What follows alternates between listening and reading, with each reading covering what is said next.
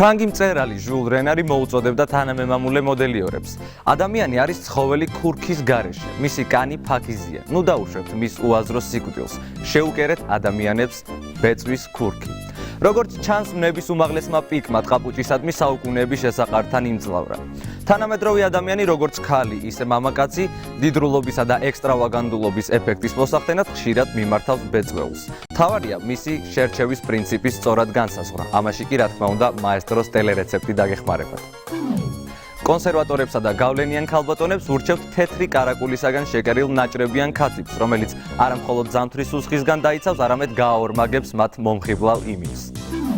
სამსახურსა და სხვა ყოველდღიურ საქმიანობაში ხელსაყრელია მოსახსნელსაყელოიანი მოკლე წავის ბეწვეული. მას მოდელიორების აზრით საოცარი პრაქტიკულობის თვისება აქვს.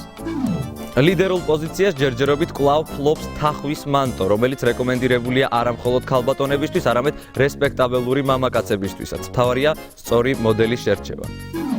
სილუეტის ფორმის მგლის ბეწვით გაწყობილი პალტო მკაცრ, მდიდარ და პრინციპულ ხასიათზე მეტყველებს. მამაკაცებში იგი ერთგვარი შენიღბვის საშუალებაა, ქალში კი მოუთვინიერებელ ჟინს დაგვანახებს. სიასამურის ბეწვეული ნაზ, მეოჯახე და მზრუნველ ადამიანებს დაამშვენებს. მხოლოდ ქურქის ფორმა მუხლს არ უნდა აღემატებოდეს. ვეფხვის ბეწვით გაწყობილი ქურქი ძირითადად მიზანსწრაფულ, ემოციურ და შემოქმედებით პერსონებს მოუხდებათ. ქურქი მათ დამინდობას გაზრდის. მაიმუნის ბეწვისგან დამზადებული მანტო ძირითადად ახალგაზრდების გემოვნებას მიეკუთვნება. თან იმდენად პრაქტიკულია, რომ შეგიძლიათ პიკნიკზე ან დისკოტეკაზე ჩაიცვათ. ანტილოპას ბეწვს ძირითადად მისაღებ წვეულებებზე იცვამენ. მელის ბეწვით გაწყობილი ქურქები კი ასაკიან ქალბატონებს უფრო დაამშვენებდათ.